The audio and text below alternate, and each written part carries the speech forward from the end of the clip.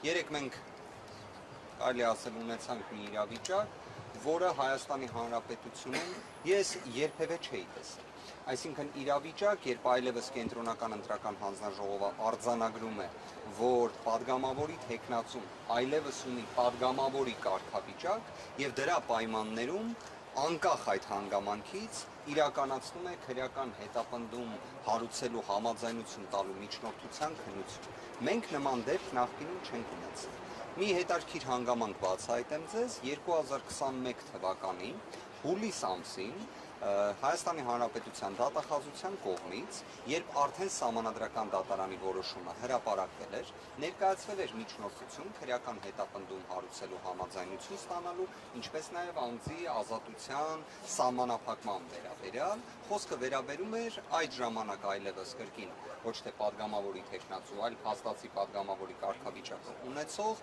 պարոն Իշխան Զաքարյանին, կենտրոնական ընտրական հանձնաժողովը նշված միջնորդությունը վերադարձրել էր։ Ճիշտ այնպես, ինչպես 2026 թվականի հուլիս ամսին վերադարձրեց կենտրոնական ընտրական հանձնաժողովը Նարեկ Կարապետյանին վերաբերող միջնորդության քննության այս գործընթացը։ Ինչ տեղի ունեցավ հաջորդիվ դատախազությունը այլևս 2021 թվականին Իշխան Զաքարյանի վերաբերյալ միջնորդություն չէր ներկայացրել։ 2026 թվականին իրավիճակը այլ է։ Նույն դատախազությունն է, բայց կենտրոնական ընտրական հանձնաժողովի վերադարձնելու մասին որոշմանը հաջորդած ժամանակահատվածում կրկին ներկայացնում է միջնորդությունը։ Շատ կարևոր հանգամանք եմ ուզում նշել։ Միջնորդությունը նորից ներկայացվել է հուլիսի 13-ին։ Միջնորդության բովանդակությունից ակնհայտ է, որ կարծես դատախազությունը կենտրոնական ընտրական հանձնաժողովի կարգավիճակը որոշակի իմաստով շփոթել է վարչական դատարանի կամ վերաքննիչ վարչական դատարանի հետ, որովհետև կենտրոնական ընտրական հանձնաժողովի նույն միջնորդությունը ներկայացնելով ակնկալում են, որ կենտրոնական ընտրական հանձնաժողովը պարզապես իր դիրքորոշումը պետք է փոխի։ Իդեպ այդպես էլ եղավ, որովհետև կենտրոնական ընտրական հանձնաժողովը ոչ թե պարզապես հենց այդ պահին առանց բովանդակային քննության վերադարձրեց, այլ սկսեց քննություն իրականացնել։ Այս ամենը ինչ է, հարգելի գործընկերներ։ Սա քաղաքական աբսուրդ է, սա քաղաքական հետապնդում է, սա քաղաքական թատրոն է ուղղված բացառապես Նարեկ Կարապետյանի գործունեությանը միջամտելուն, ազգային ժողովում իր գործունեությանը միջամտելուն եւ ժամանակագրությունն էլ եթե գնահատեք, այսինքն նույն կենտրոնական ընտրական հանձնաժողովը, որը մի քանի շաբաթ առաջ ուներ լրիվ այլ դիրքորոշում, այսօր ունի այլ դիրքորոշում եւ դրան նախորդել էր կարծես Նարեկ Կարապետյանի քաղաքական գործունեության ակտիվացումը։ Պարոն Վարդանյան, մի ճշգրտում էլի, զուտ ինձ համար որ բարձ լինի, նայեք, մի կողմից Վահագն Հովակիմյանը հայտարարում է, որ այս պահին իր տիրույթում է քննության, ԿՀ-ի տիրույթում է հարցի քննությունը եւ որ միայն մանդատների ամբողջ լիազորությունը կստանձնեն օգոստոսի 2-ին։ Բայց մյուս կողմից տեսնում ենք, որ Ռուբեն Ռուբինյանը օրինակ մարդ է ազատում իր կարգադրությամբ։ Ոնց է ստացվում, որ նույն իրավիճակում մեկը արդեն անցել է գործունեության, մյուսին փաստացի թույլ չեն տալիս ծավալել լիազորությունները։ Ես կարող եմ այլ մի օրինակ էլ բերել, որ այդ ինչպես է ստացվում, որ նույն կենտրոնական ընտրական հանձնաժողովը մի քանի շաբաթ առաջ պաշտոնապես հայտնում է, որ իրենց տիրույթում այլևս այս հարցերը չեն գտնվում, այլ գտնվելու են այլ մարմնի, դա իհարկե ազգային ժողովն է, բայց մի քանի օր անց կամ մի քանի շաբաթ անց հենց իրենք իսկ իրենց դիրքորոշումը փոխում են։ Իդեպ կարծես կենտրոնական ընտրական հանձնաժողովը հենց ինքը իրեն վերաքննության կարգով բողոքարկում ոնց որ իրականացնի։ Հովակիմյանի ասացից ես հասկացա, որ մի կարճ շրջան փաստացի իրենց տիրույթում չի գործում։ Այսինքն միջև Սահմանադրական դատարանի որոշման պահը, հա, որոշման պահը իրենց տիրույթում գտնվել դրանից հետո չէ, հիմա նորից իրենց տիրույթն է։ Ես այստեղ ընկալում Վահագն Հովակիմյանի մեկնաբանությունը եւ այս ամենը падգամավորի կամ տեխնատոյի անձեռնունկելիության ինստիտուտի նպատակի համար է ստորագրական Ես այդ կարճ շրջանում падգամավորի տեխնատոն կամ ընտրված падգամավորը անկախության երաշխիքներ։ Ես վստահ եմ նաև հաշվի առնելով, որ դուք իրավական բնույթի բազմաթիվ վեճեր եւ հարցեր ներկայացնող գործունեություն իրականացնող լրագրող եք, դուք հենց նաև ձեր հարցադրման բովանդակությունից դուք եւս նկատում եք, որ սա կամ իրավական ժխտողականության կամ իրավական աբսուրդի տիրույթն է։ Այն, որ Վահագն Հովակիմյանի կողմից ներկայացվող դիրքորոշումների մեկնաբանության կարողությունը ես չունեմ, կարծում եմ նաև շատ մեր այլ հայրենակիցներ եւս չունեն։ Մասնագիտությամբ շատ իրավաբաններ ընդհանրապես չեն էլ կարող ունենալ, որովհետև դա իրավաբանություն չէ, այնինչ խոսում է կենտրոնական ընտրական հանձնաժողովի նախագահ։ Մի պարզ վարժությամբ փորձենք բացահայտել ինչ է ինքը ասում։ Ըստ Կենտրոնական ընտրական հանձնաժողովի նախագահի Սահմանադրական դատարանի որոշմանը հաջորդող ժամանակահատվածում մինչև հուլիսի 21-ը անձինք, որոնք ընտրված պատգամավորներ են այլևս,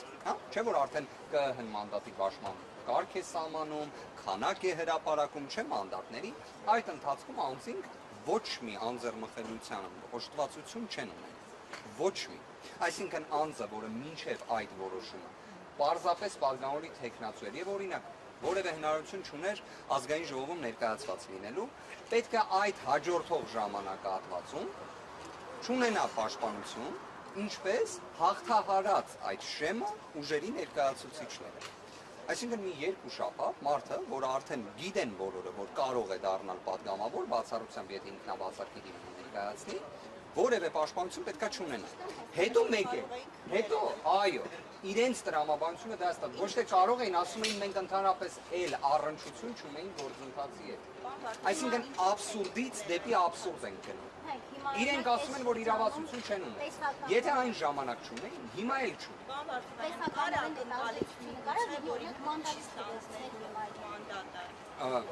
Ինչպես միացան։ Միգուցե կար ակնկալիք, որ պարոն Կարապետյանը հրաժարվել է։ Ես կարծում եմ նաև ոչ միայն ակնկալիք, այլ իրենք մինչ օրս էլ իրենց գործողություններով, թե իրավապահ մարմինները, որոշ իրավապահ մարմինները, թե կենտրոնական ընտրական հանձնաժողովը, իրենց գործողություններում հստակ միտում կա, որ Նարեկ Կարապետյանը որևէ կերպ ազգային ժողովում ներկայացած չլինի։ Հիմա եկեք անկեղծ լինենք, հարգելի գործընկերներ։ Մինչև օգոստոսի 2-ը ազգային ժողովում ներկայացվածություն ունեցող ուժերը ինչ պետք է չէ իրականացնել։ Կազմակերպչական բնույթի,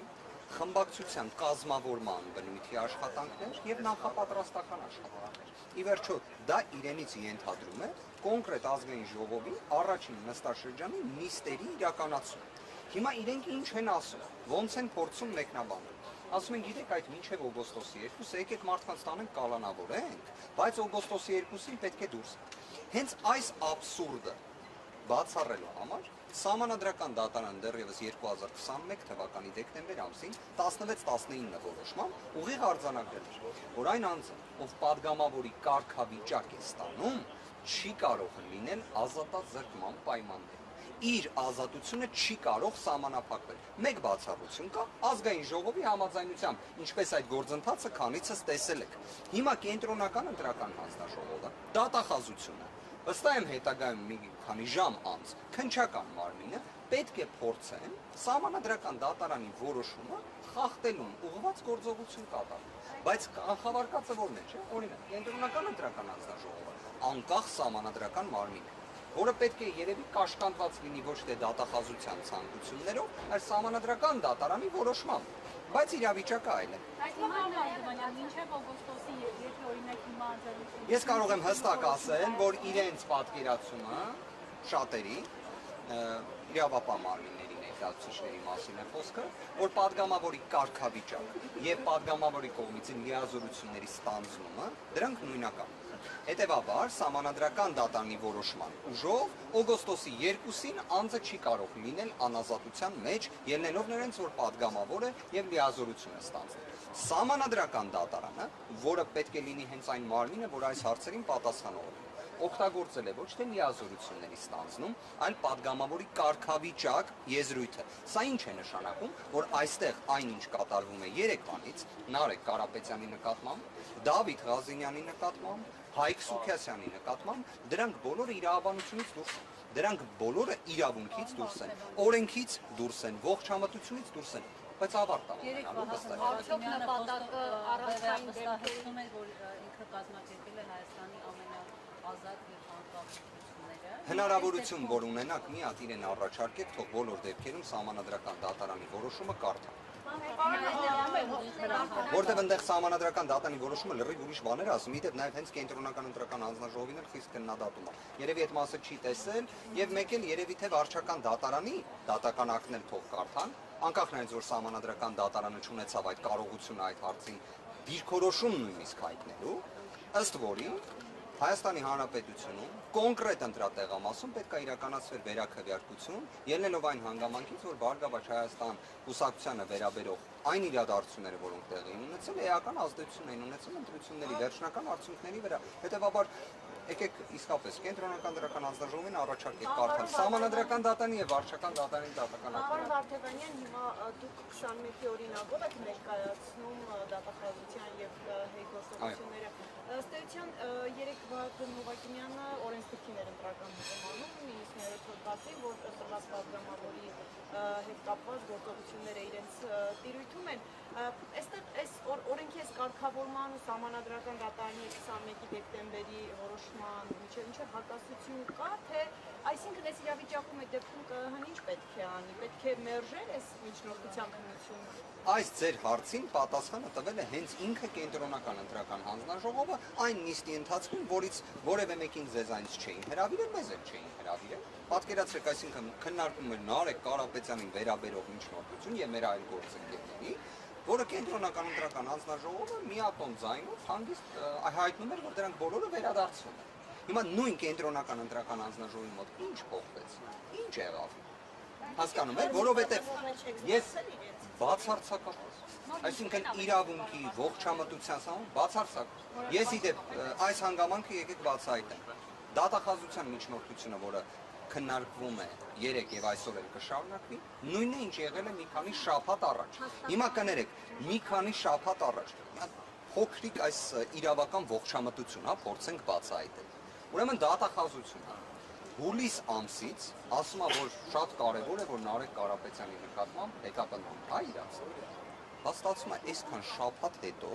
իրանք էլի դեռ խոսում են ինտենսիվությունից, չեմ թաքցնի, լիստի ժամանակ հարց են չեցրեցին։ Ստացվում է հուլիսի 13-ին նախորդած ժամանակահատվածը կարծես հուլիսի 1-ն է եղել, երբ ներկայացրել էին կրկին միջնորդություն նույն բովանդակությամբ Նարեկ Կարապետյանի վերաբերյալ։ Ասում են, բայ ինչ եղավ է 12 օր։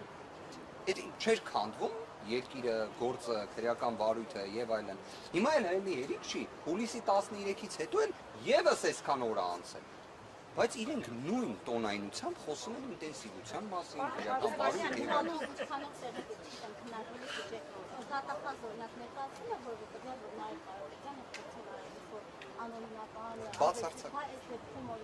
Ավելին ասեմ, հիմա շատ ճիշտ հարց եք տալի, այսինքն օրինակ Նարեկ Կարապետյանը իմանալով, որ կենտրոնական ընտրական հանձնաժողովը հրապարակայնորեն ներկայացնում է, որ իր վերաբերյալ դատախազությունը միջնորդություն է ներկայացրել եւ այլն, որը ԿՀ-ն վերադարձրել է, բայց դա չի նշանակում, չէ՞, իրավական տեսանկյունից, որ այդ վարույթը անհետանում է։ Նարեկ Կարապետյանը բացառապես պատշաճ վարքագիծ է դրսել։ Որևէ մի նույնիսկ մեկնաբանման տիրույթում մի գործողություն չի արել, որ կարող էր անհանգստություն առաջացնել։ Չնայած դրան, նույն դատախազները, նույն տոնայնությամբ, նույն մտքերը արտահայտում են։ Ցավով եմ ասում, այս ամենը կրկին իրավաբանության հետ կապ չունի, Նարեկ Կարապետյանի նկատմամբ թիրախավորում է, քաղաքական հետապնդում է, իր քաղաքական գործունեությանը միջամտություն է։ Մի բան էլ ասեմ, սահմանադրական դատարանը հենց այն որոշմամբ, որը փորձում է պարոն Հովակիմյանը երեկվանից ներկայացնել, գիտեք ինչ է ասում։ Ասում է, որ ընդհանրապես պատգամավորի թեկնածուն, անձեռնխելիության հարցը երբ լսում եք, ԿՀ, մեկ հարցի պետք է փորձեք պատասխանել։ Կարող է քաղաքական հետապնդում կարող է քաղաքական գործունեությանը միջամտելուն ուղղված այս ամենը։ Եվ երբ ես խնդրում եմ, որ ԿՀ-ն այդ հարցը տա, Սահմանադրական դատարանի 1644 որոշումն է 2022 թվականի Մարդու իրավունքների պաշտպանի դիմումի հիման վրա։ Իդեպ այդ որոշումը ընդունվել է իմ կողմից վկայակոչած որոշմանը կարճ ժամանակահատված անց 16-19 Սահմանադրական դատարանի որոշման եւ որոշակի իմաստով փոխ լրացնում է։ Իդեպ այդ որոշմամբ, որին հղում է տալիս կենտրոնական ընտրական հանձնաժողովը, որևէ հնարավորություն падգամավորի կարգավիճակը ունեցող անձին անձնական ազատությունը սահմանափակելու արդյոք չի էլ տալիս։ Դա բացառապես արժեի տիրույթում պետք է լինի։ Ու իդեպ դատախազությանը կարող հարցնեք, եթե 10 օր էլ սպասեիք, եւ հետո ազգային ժողովում այս հարցը բարձրաձայնեիք, հենա արդեն 30 օր սպասում են։ 30 օր փաստացի սպասում են, բայց այս 10 օրը չեն սպասում, որովհետև այս ամենը իրավաբանության հետ կապ չունի, սա բացառապես իրավական ժխտողականության, նսեմացման, քաղաքական հետապնդման վատ երևույթներ են սրանք։ Սրա բացասական հետևանքները վատն են շատ, բայց հաղթահարել։